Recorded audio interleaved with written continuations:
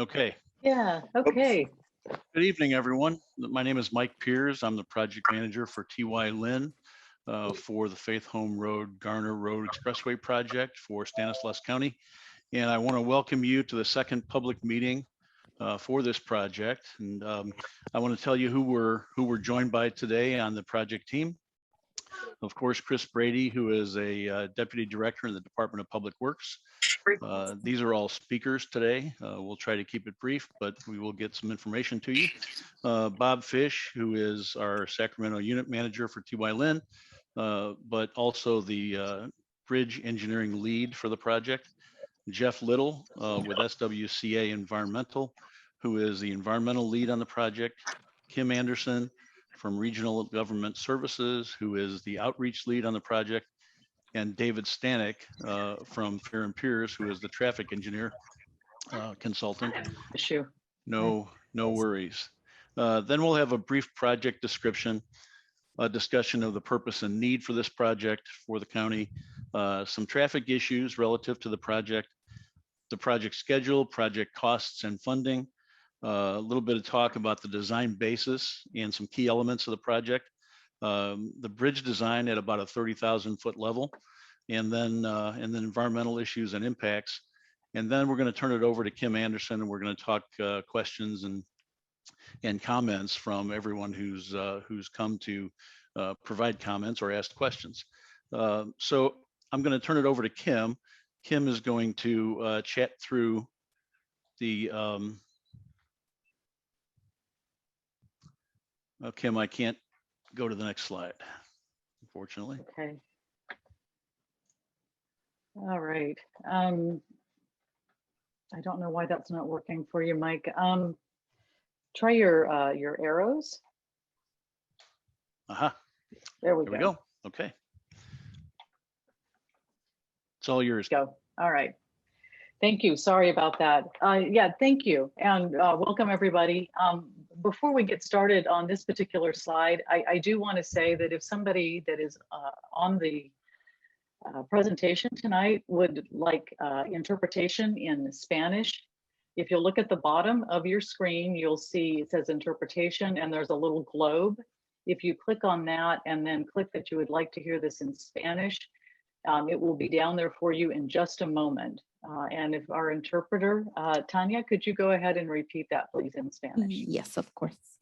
Buenas tardes, bienvenidos. Antes de continuar con la siguiente diapositiva, queríamos informarles que tenemos interpretación al español disponible. Si hay alguien en esta presentación que necesite servicios de interpretación en español, va a buscar en la parte de abajo de su pantalla un globito donde va a decir interpretación de idioma y van a seleccionar español, aún no ha aparecido. Si están en un teléfono celular, van a ver 3 puntitos con la opción interpretación de idiomas, luego español y por último finalizar, terminar, done o listo. Muchas gracias. You can turn it on. Thank you very much. Thank you. Okay, so the English and Spanish interpretation is available at the bottom. And again, if you would like to hear the presentation and the discussion in Spanish, please click that button at the bottom. And thank you very much. Thank you for everybody for remembering to mute. I appreciate that. We will have a facilitated Q&A session following the presentation. So if you can please hold your questions and comments. And please hold your questions and comments until then. And I did want to say too, if you're on the Zoom, you can see that there is a raise hand function. So if you can please raise your hand when we get to the Q&A section, we will take you in order and you will have the floor to speak and ask questions of the project team. If you want to use the chat box, that's also along the bottom of your screen to click chat and type a question into the chat box. And then if you happen to be on the phone and you're not watching on the Zoom, please use the *9 on your phone to raise your hand. And we will see that next to your phone number from the call-in, or plus *6 to mute or unmute yourself if you're just on the phone and not on the Zoom platform. So when we get to the Q&A section, I will go over this again. And I did want to let everybody know that the meeting is being recorded and will be available on the project website after we've had this presentation today. And also to tell you where you can submit your written comments. As you know, the environmental document has been available for comment for almost 30 days now. Today's the 22nd. We'll be taking comments through the 25th. And those comments by email can be sent to BRADYC, and that's at Stan County, STANCOUNTY.com. Or if you would like to send those by mail, they go to Stanislaus County Public Works in care of Chris Brady. The address is up on your screen, and we will have that up at the end of the presentation as well. And if you would, you could also get this information on the project website, Faith Home Road. So with that, I will send this back over to Michael, and I can see there's some comments coming in. So this information has also been put in the chat. Thank you, Kim. Now for a brief description of the location of the project and the project itself, I'm going to turn it over to Chris Brady from the county. Thank you, guys. Thanks, Mike. Thanks, Kim, for the introductions, and thank you for everybody calling in. We've got quite the attendance, and for a virtual public meeting, I'm quite pleased that we have a good turnout. So thank you guys all for showing up and listening to our presentation and for sticking around for questions afterwards. There's a lot to be learned from everybody out there, so we look forward to that. I felt like it was important to get this thing kicked off is just to share where we're at in the world. Where is this project? So the project is situated basically between the city of Modesto and Ceres. The north end of the project touches down in the Beard Industrial Tract, and the southern end touches down right on the eastern edge of the city of Ceres. The southern location is at Hatch and Faith Home. The project extends across the Tuolumne River to the north and through the floodplain, and then it touches down at Finch Road and Garner Road in Modesto. That's in the Beard Industrial Tract. So that's kind of where we are in the world. You can see Mitchell Road's kind of off to the west there near the airport. We're almost halfway between Mitchell Road and Santa Fe, the crossing there at the Tuolumne River. So that's where we're looking to make some improvements and close this gap. It's an area, or it's a roadway that's been under consideration for quite some time. So that's where we are, and what the project really is. And here's a really good graphic of it. It's going to be ultimately it's going to be a 4-lane expressway that goes from the city of Modesto into Ceres.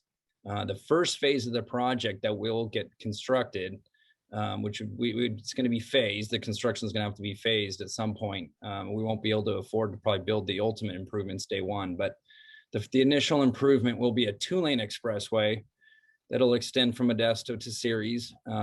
This is a pretty good 3-dimensional graphic kind of showing you what that's going to look like as it crosses the bridge on the south end, or crosses the river rather, and comes through the floodplain to the north with a slight S-curve. And then as you can see, there's an undercrossing actually as you come across into the Beard Industrial area.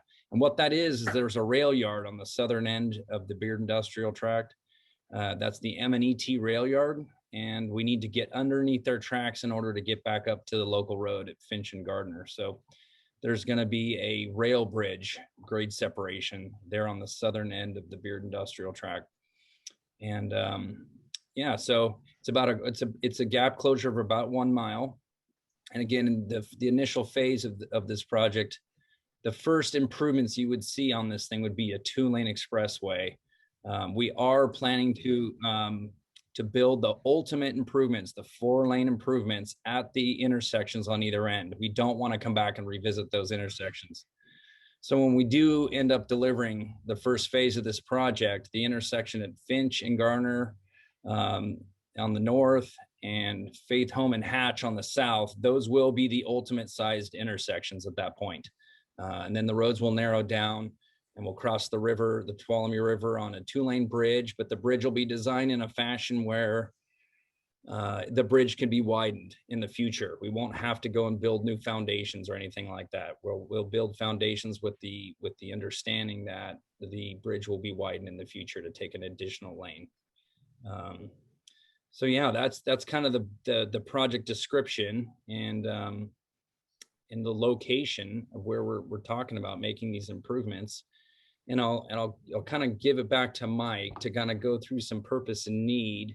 It's, you know, a discussion on why we are here. Why are we building this? Why are we trying to construct this gap closure? Thanks, Chris.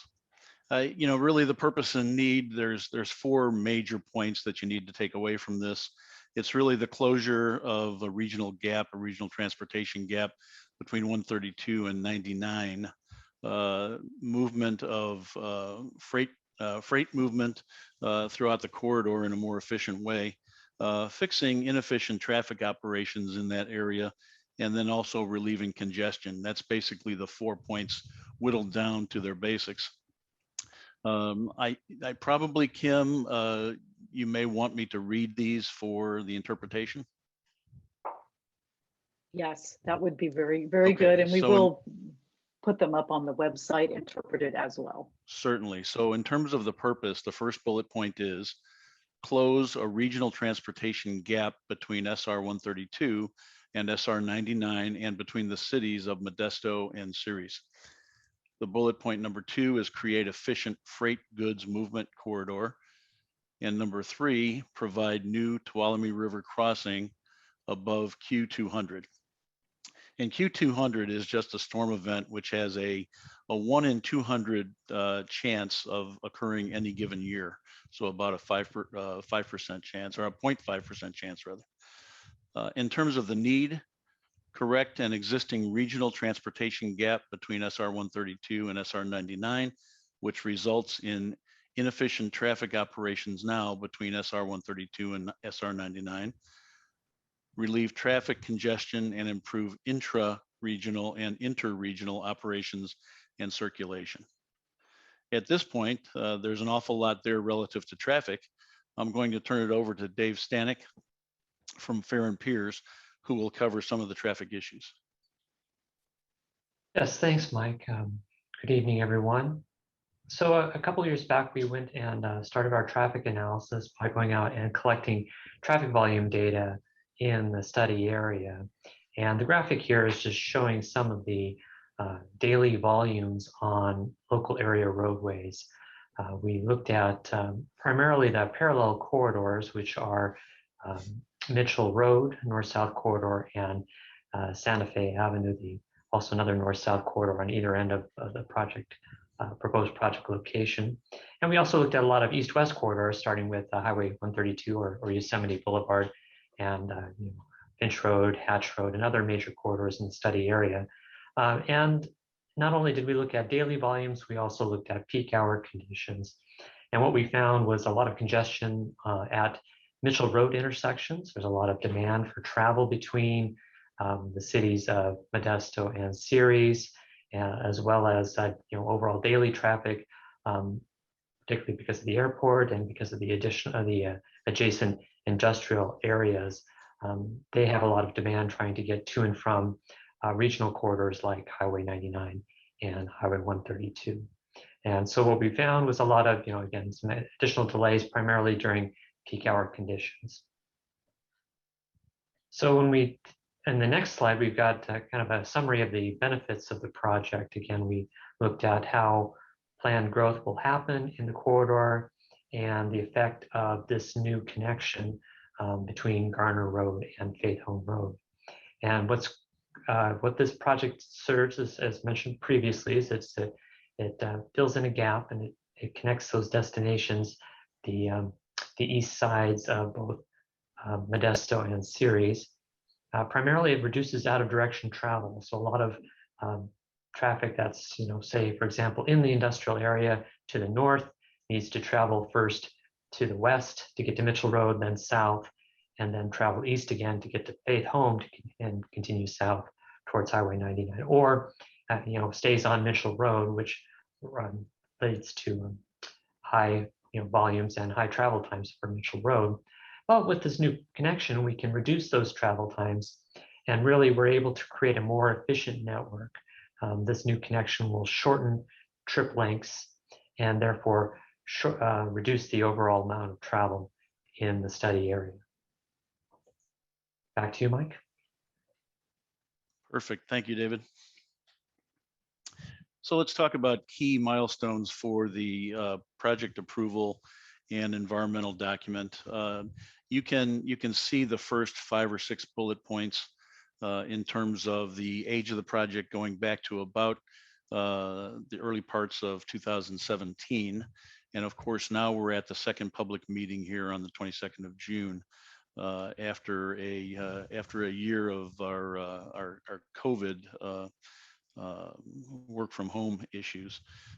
So we're looking at Caltrans approves the environmental clearance sometime in September or thereabout in this year, and also going to the Board of Supervisors for adoption of CEQA about August of 2021. Overall project milestones, of course, as I just mentioned, September 21 for completion of the environmental clearance.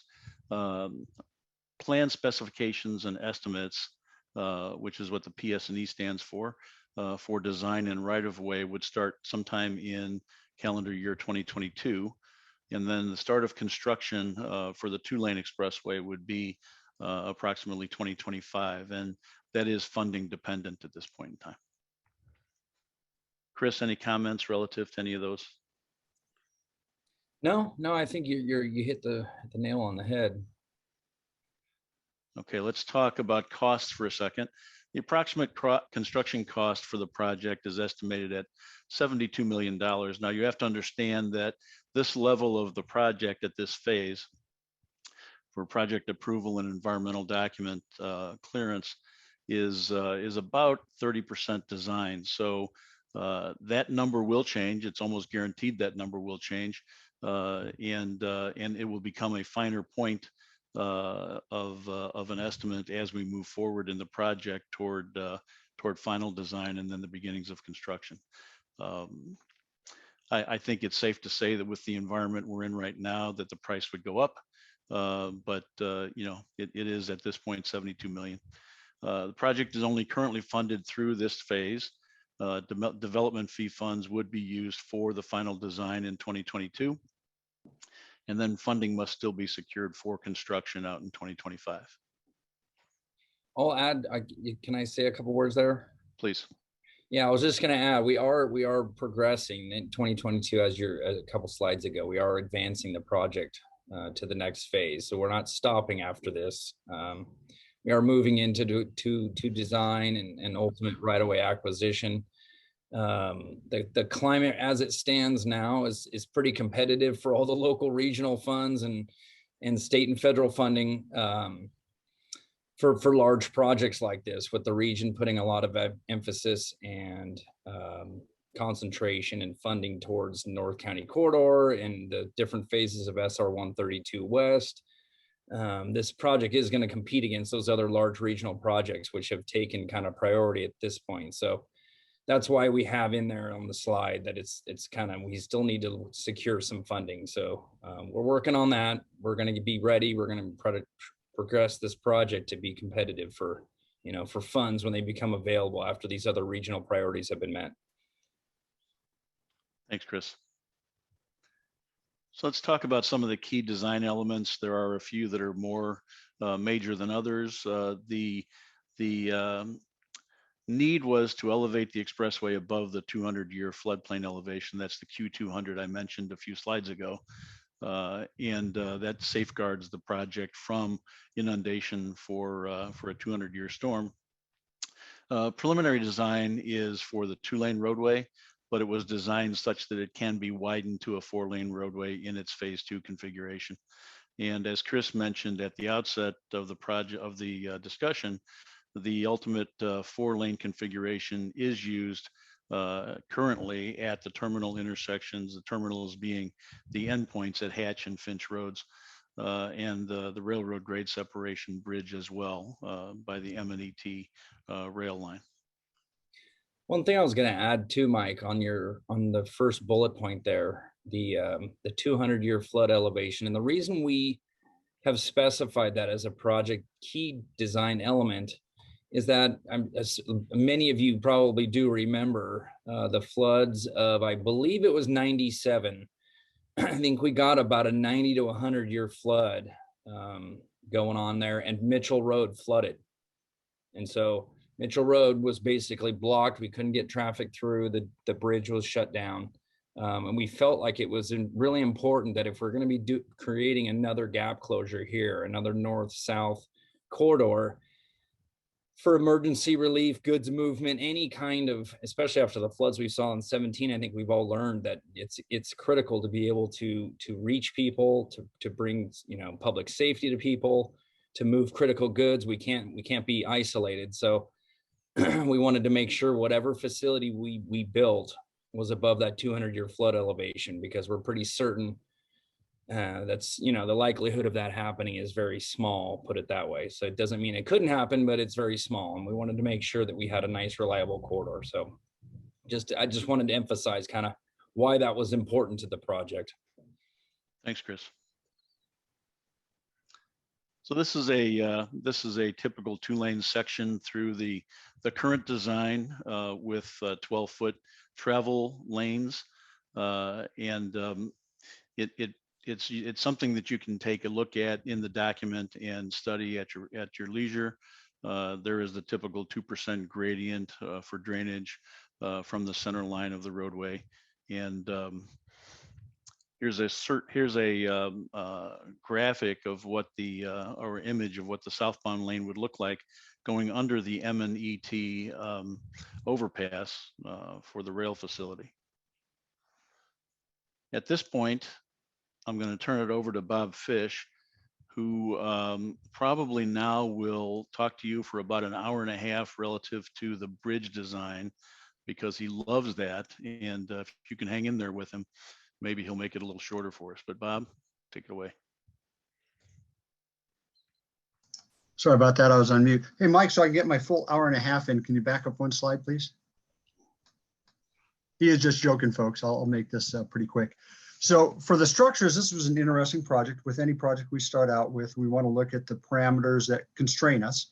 And of course, this is a view looking from Finch south, just before we get to the floodplain. At this location, obviously, we had the trains to deal with, but what's not seen here above this, just out of view, is some very high power lines. We didn't want to touch those, obviously. So our preferred option here, rather than trying to go over the tracks, which is a lot more costly, a lot more structures anyway, we went under them. Now, fortunately, conveniently at this location, as we exit the tunnel on the far side, we're cutting through the existing embankment. And the embankment is high enough that as we exit, we're actually going to be just above that 200-year flood elevation, which is great. So then we can take the roadway continuing south of here on embankment. All right, Mike, if you would continue to the next one. Now, Chris and Mike did a great job of explaining what's going on with the project. Again, our challenge on the structure side is to provide a group of structures here that are not only cost effective, but also meet environmental concerns and the flood concerns and so on. So as Chris explained earlier, on the cost effective side, we're looking to start with the 2-lane structure. And I should have noted in the previous view also for the roadway under the rail bridge, that shows the future 4-lane configuration. So we don't want to start off and build something that we know is going to be outdated and makes it costly and difficult to widen in the future. So for the underpass there, it will be wide enough for 4, but only configured for 2 lanes initially. But again, in the future, you just add the lane striping and the bridge is wide enough.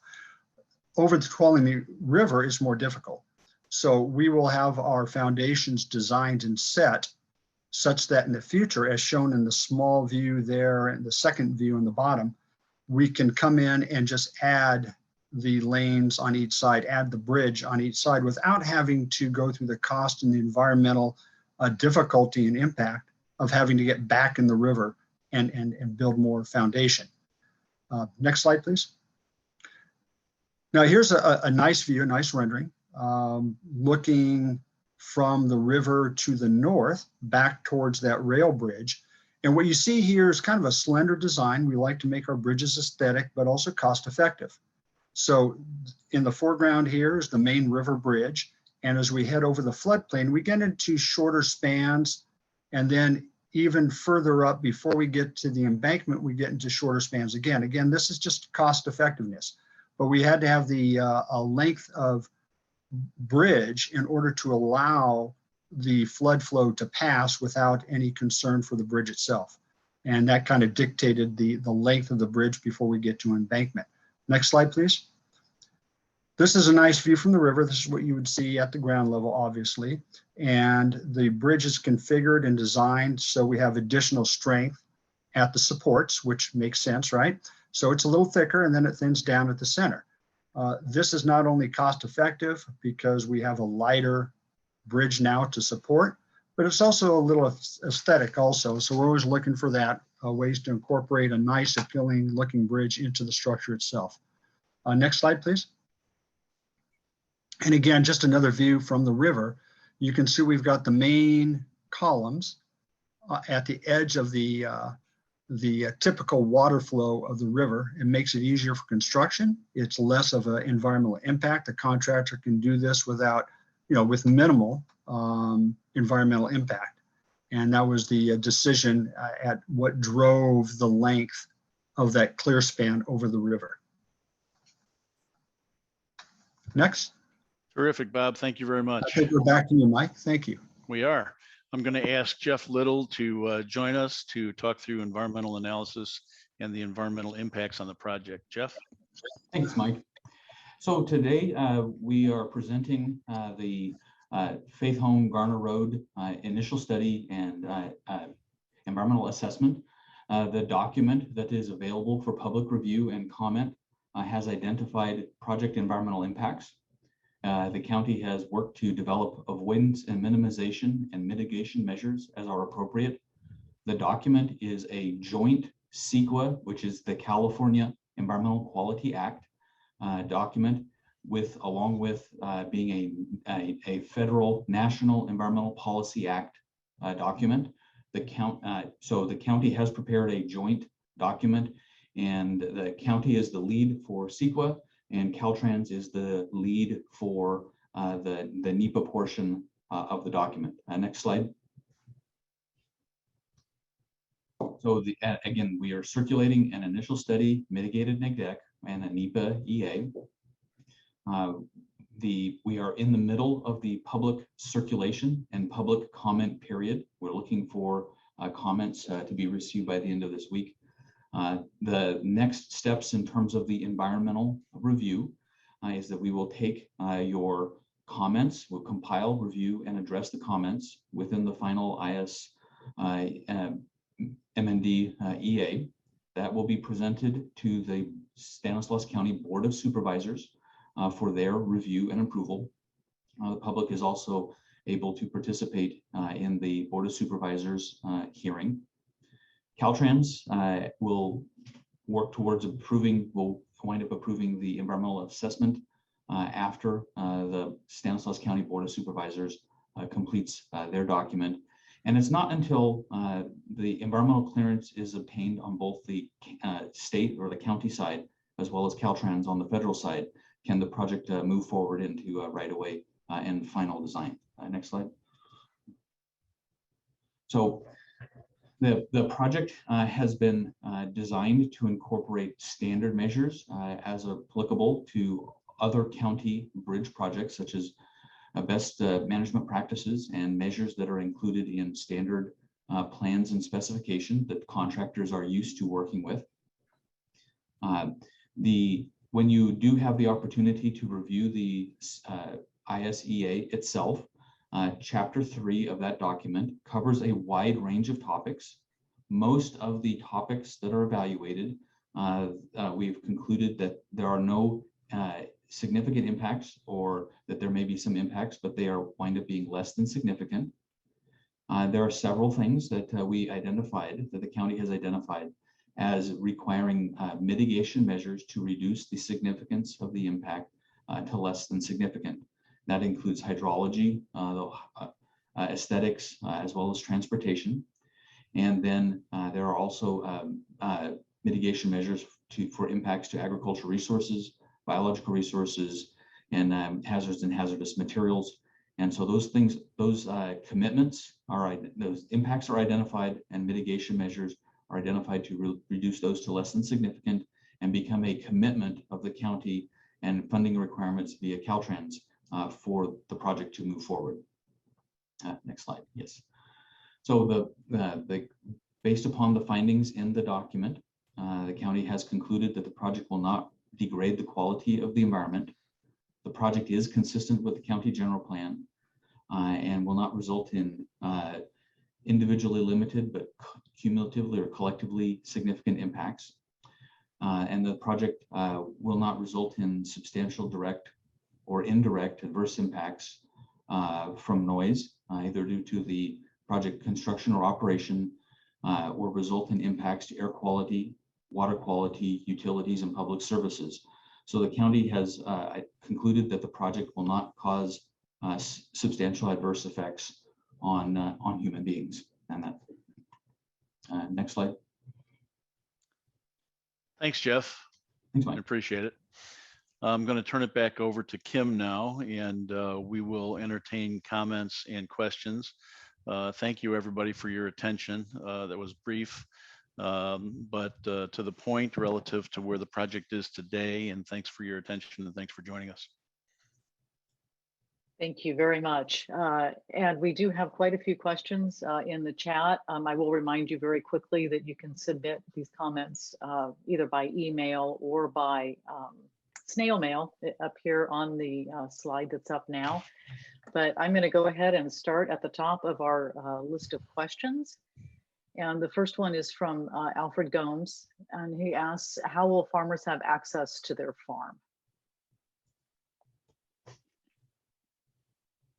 I could take that, I think. I'm not sure where, Mr. Gomes, your farm is, but I know there's farmland on the south bank of the Tuolumne River, on east of the kind of the TID discharge there. So there will be access still. That ranch there will still have access right off of Hatch Road. I know for as far as the floodplain goes, the Beard Land Group, I know leases all that, and perhaps you're part of that group and farm that. You know, I would assume whatever we do, again, we're at 30% design, so nothing's locked down yet. We are going to design something that is going to allow those operations to continue seamlessly as if, you know, as they are today. In other words, we need to provide access to we can't landlock people, and we won't do that. We're going to try our best to make sure we give people the necessary access to gain access to their farmlands on both sides of the expressway ultimately. And same thing on the south side. I think the south side's pretty straightforward, but in the floodplain, you're right, there's challenges getting down in there, and we want to make sure whoever's down there operating today maintains that access seamlessly. That's our goal. So we definitely will have to take that into consideration. Thank you. And this next question is also from Alfred. How many feet from the existing center of the current old road will be required for the 4-lane expressway? I would assume, I will answer that. And I think what Mr. Gomes is speaking of is on the south side where we tie into Faith Home. I don't have the exact dimensions, but yes, the new alignment will come across the Tuolumne River a little bit to the east of the Turlock outfall there, TID's drain canal. It's going to come in a little east of there. It's going to come across Hatch Road, intersect Hatch, and we will be constructing a new TID canal crossing bridge east of the existing one there at Faith Home, and then we will, we'll install an S-curve back and tie the road back into the existing Faith Home. That's, in rough terms, that's essentially what's planned as of today. That's kind of the proposed alignment of the new facility. Hopefully that helps clarify a little bit kind of what our thinking was there on the south end. Yeah, we can revisit some of these at the end if we need to. So this next question is from Rhett. I don't understand how this will get funding. Measure L's an additional tax for 25 years and it's all spoken for. Why waste money?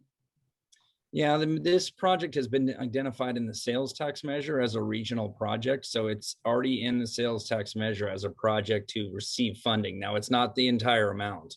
It's a small chunk. So they are the sales tax measure did identify this project early on, and it will receive funding to some small level. I think there's maybe $15 to $20 million of funding available for this project. I think it's 17 and some change. So there is money identified. When we are going to go use that and the region prioritizes it, that's yet to be determined. So this project has been identified for Measure L fund use. And so no, it's not going to increase the Measure L sales tax by anything or anything like that. So if you were worried about that, that's not the case. Hopefully that helps understand our funding just a little bit as far as the local funds go. So thank you. And the next question is from R. Diaz. And this question has to do with the intersection traffic control improvements. They're asking for a recap of all the intersection traffic control improvements from Hatch Road to Keys to accommodate increases in traffic.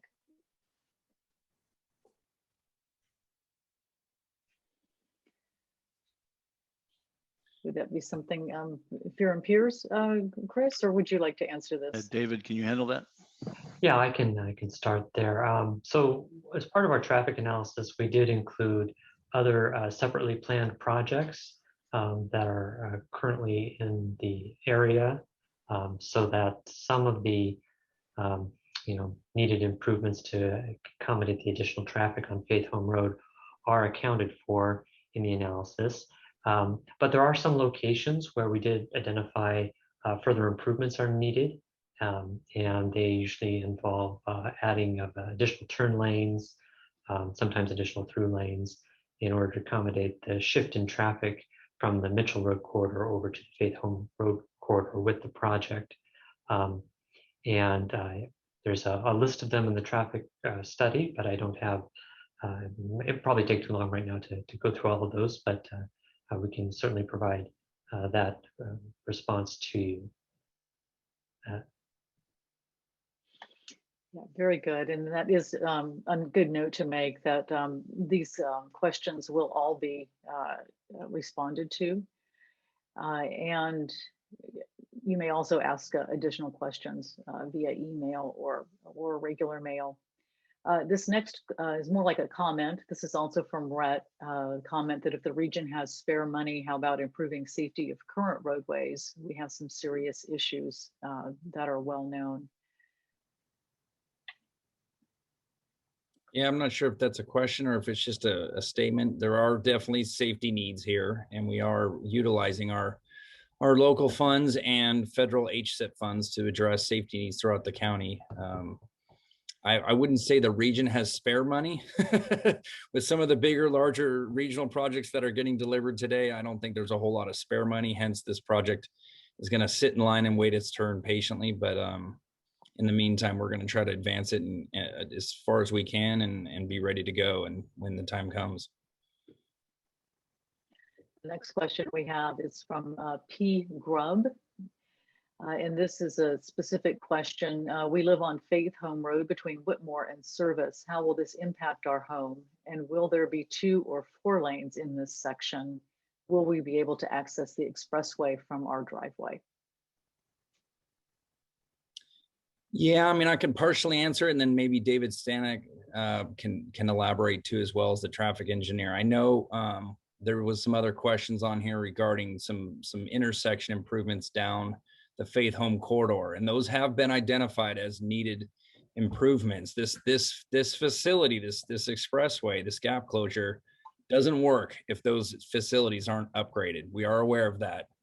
There's several intersections going down the Faith Home corridor south of Hatch have been identified and listed in one of our development fee programs as planned projects. And we know those need to be in there to some level for the whole plan to work. So we're not ignoring that need.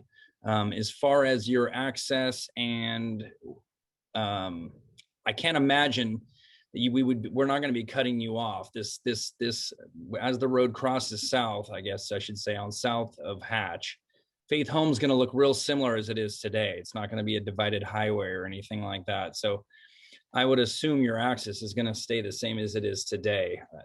And when we get to that point in time, we're going to be kind of meeting with folks out there. And I'm not sure exactly where your property is, so we may not be touching it. But I know that we're going to be allowing people access to it on the south side there for now. It's not going to be a full-fledged reduced access expressway south of Hatch going down. No, that's not going to be the case. So we're not going to be cutting off any private properties or anything like that. And the next question is from Mr. Bruce Weber. Are you planning a shoe fly for the railroad when constructing the undercrossing? Oh, the railroad. I'm not sure how. I don't know. Sorry, Chris, I was on mute. I can answer. Yeah, as you see in the foreground on this picture here, it's fortunate this one is up. The new bridge is quite a bit wider than the single track that goes across now. So the intent is not exactly a shoe fly, but we'll build the new, we'll build the track the bridge further to the south first. It'll be in two portions. Then a new track will be put in and the rail routed over there. And then we'll build the other half, the northern part where you see in this photo, the train is sitting right now. That'll be the second half. So yeah, it's kind of a shoe fly, but really it's just phasing of one bridge. So no wasted bridge structure for the shoe fly. It's all permanent structure. So And the next question is wider excuse me. Because oh, go ahead. No, it's fine, Bob. I interrupted you. Okay, I was just going to say, and one of the reasons it's wider is not wasted a structure just to get this done. The M&ET Railroad has requested that we provide for additional track going across. They're expanding their rail yard, and so they did need or would prefer another track going across. So that's what's going on here. Okay, thanks, Kim. Thank you. The next question is from Brett, and this is the 1990 Expressway study is old by any standard. It shows expressways on most major roads in the county. Are we still planning for 24 additional expressways?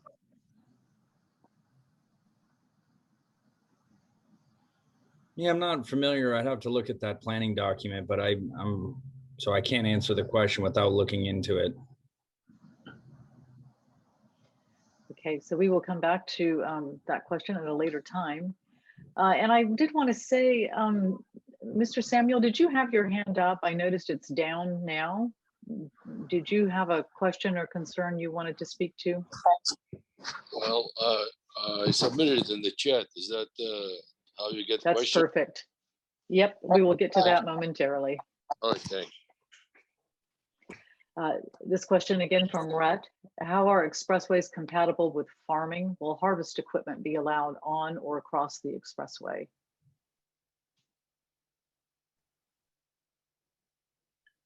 Yeah, I mean, I would assume that it's going to be built to our county standard for expressways for major collectors of this size. So theoretically, sure, you could probably get us some ag equipment across here.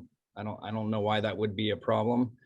Would this be the preferred route? Maybe, maybe not, depending on where you're farming. But yeah, it's going to be pretty wide. There'll be multiple lanes, and then as we stated, the first phase would include, area to widen. So there'll be it'll be wide. The swath and the facility will be wide enough to carry, wide oversized loads, if you will. So yeah, it will be able to accommodate traffic like that. So the next question is from Alfred Gomes, and the question is related to eminent domain. If it will be used, if necessary, to get the needed width if some landowners refuse to sell. To answer your question, sure, it's always an option. We don't necessarily care to go that route. That's never our first choice of a way to go to acquire right away. We pride ourselves with working with all the property owners. We've had a pretty good history of treating people fairly and making sure their needs are met and fairly compensated for their impact. So I don't anticipate that being the case in this instance, but it is always an option for the county to go that route. But again, I would hate to see it get to that point. I think there's always a solution to make everybody kind of even and whole, if you will, in all matters. So we'll try not to go that route. And the next question, again from Rhett, will this project put pressure on public officials to raise taxes again? I don't know. Maybe we'll have to ask the public officials. I'm not sure. Maybe that's a question for our governing boards and councils.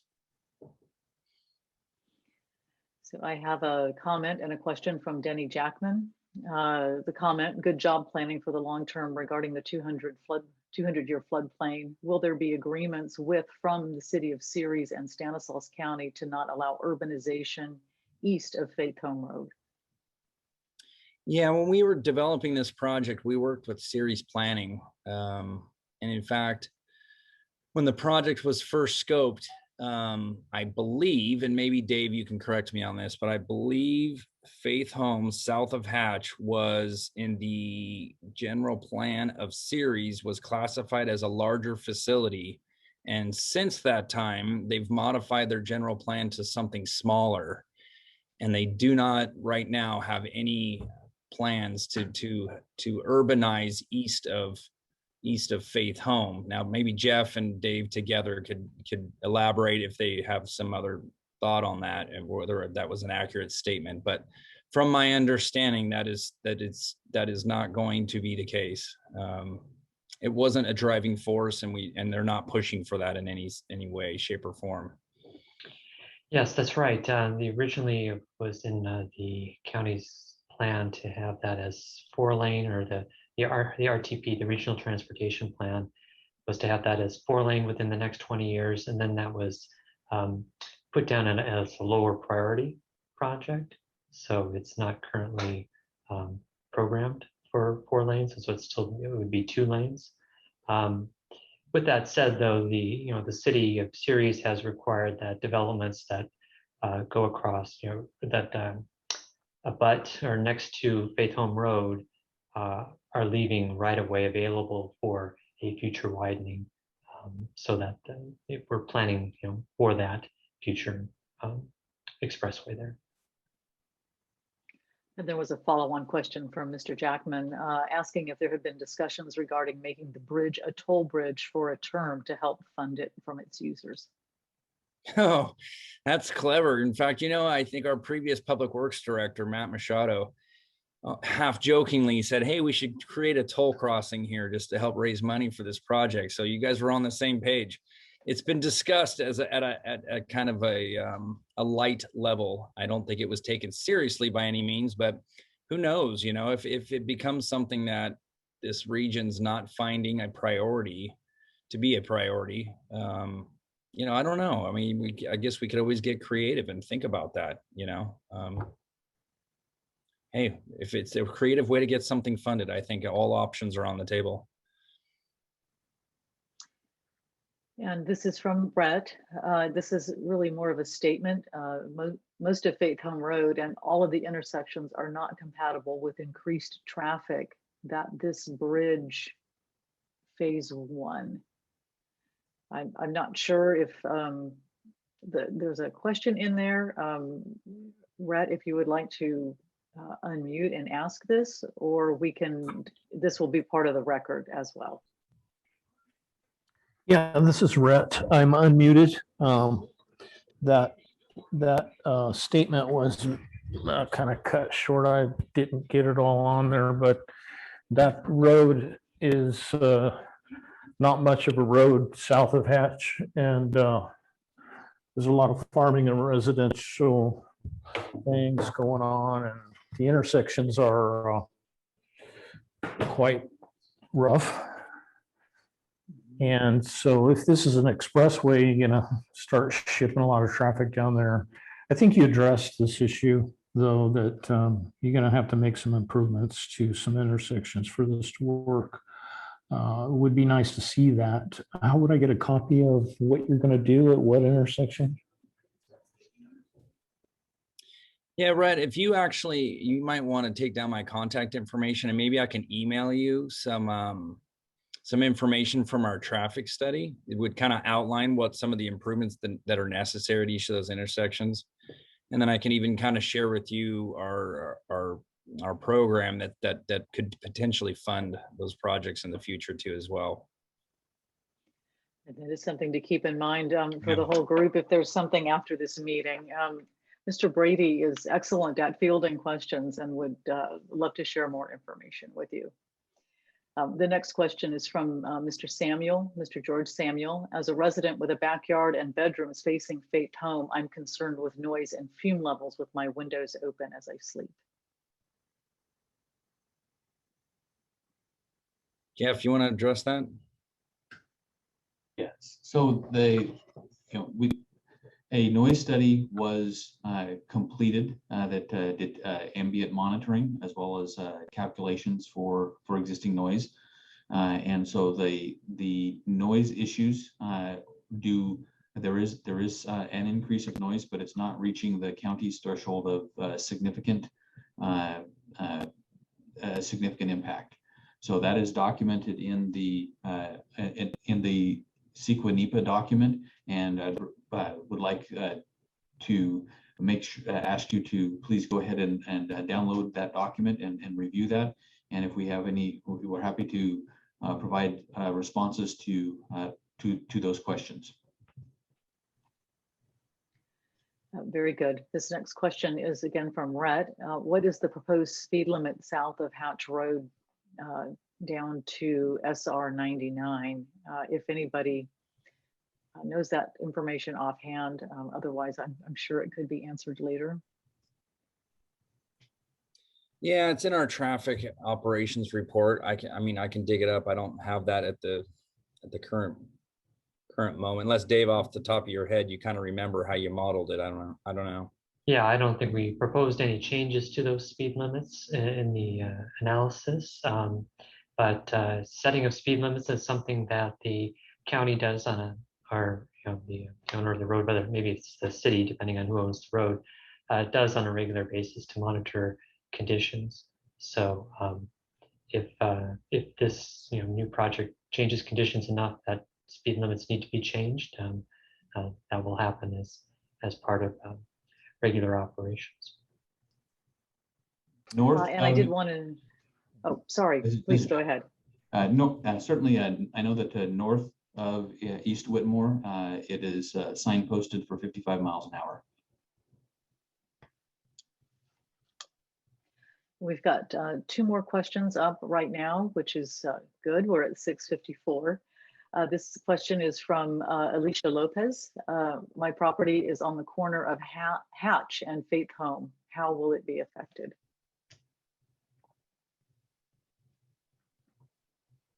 Let's take a look. We can kind of probably answer your question from a high level, and then if we need to, we could make a site visit and kind of go through some planning documents with you. I'm not sure exactly where you live, but I know for sure, I'm almost certain you, and the project team can correct me if I'm wrong, but I know for sure we're not taking out any structures on the south side. That is not the plan, to take structures out. I think you're located on the west side of Faith Home, just south of the canal there. And if it's not that property, then I'm sorry if I'm answering the question wrong. But we are not going to touch that property. It's going to stay intact. The existing Faith Home Road will stay until the project's built. The existing Faith Home Road will stay kind of about where it's at today, and the new one will kind of veer to the east and cross over the canal and head north.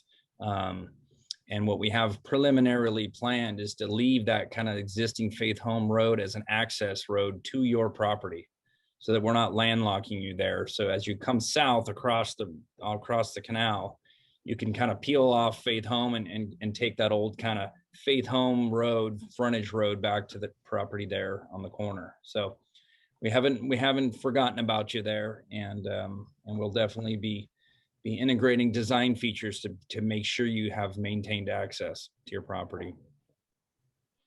And Ms. Lopez, if you would like to email Chris Brady at the county. We'll have his email up again at the end of the presentation. And I'm sure he would be happy to speak with you about any specific concerns. And the last question that I have here is from Denny Jackman, and he asks, who will own the roads in the various sections? And right now, I think the city limits for the city is north of the Beard Industrial Tract is in Stanislaus County. So if for whatever reason, say the facility was built today, these would be county facilities. Now, it doesn't mean that in the future, if city of Ceres, were to expand to the east, 10, 15 years down the line, and then some of the improvements could become their improvements. But if as it stands today, they would be county facilities. And I've had one other question from Jim Ferreira. It seems Beard Land Trust could benefit enormously by having better access to 99, quite a bit of undeveloped land there. Perhaps they could advance some future tax revenue. And I think this is, again, speaking to kind of future design, Chris. Yeah, that's interesting. That's an interesting thought. I know the Beard Land Group is really supportive of this project. It doesn't take a rocket scientist to figure out that they really would benefit from this project. So they've definitely been a cheerleader and a proponent of the project. To what level they're willing to lend a hand with it, that's yet to be determined. They know we're here. They know we're advancing the project slowly but steady, and so they're definitely willing to come to the table. So, all kinds of discussions are yet to be had. So I'm not sure we're going to go there yet, but that's an interesting idea nonetheless. Chris, I have a quick question just for clarification. This is Sure. not part of the North County Corridor project. Is that correct? Correct. This is a totally separate project, not at all part of the North County Corridor project. Okay, thank you. Thank you, Mr. Weber. I was not ignoring your question. I know we answered it in the chat, and thank you for bringing it up right at the end here. So we are at 6:59. I don't see any other questions in the chat or raised hands. With that, I would say thank you to everybody that came and participated. It was a robust discussion tonight, and we have a record of everything that was in the chat. And you'll note that the slide is up again with Mr. Brady's information. bbrady@stancounty.com, or the address is up there as well. And with that, I will say thank you to the project team and to folks that participated, and ask if there were any last words from either you, Chris, or the project manager, Michael from TY Lin. Well, I just want to say thanks for the participation. I know it's hard with the virtual, and I think everybody's been super patient, and I appreciate everybody getting on and trying something new, and actually really and collaborating and communicating and participating, really. And then thank you, the rest of you team members too, for working with us, the county, on this whole project. And I'd like to thank the city of Ceres, the city of Modesto, StanCog and Caltrans for working with us on this thing. It's been a long time and lots of effort on everybody's part. And without their feedback, guidance, and support, I'm not sure we'd be here today. So thank you to all those partners as well. And I just want to reiterate that there were a number of questions with some detailed answers where we probably can get more level of detail back to everyone. And I know you've got all the questions, Kim, so we'll work with Chris to get those answered and out to the public. Very good. I think that means we're out. Okay. Thank you, everyone. Have a good evening. Thank you.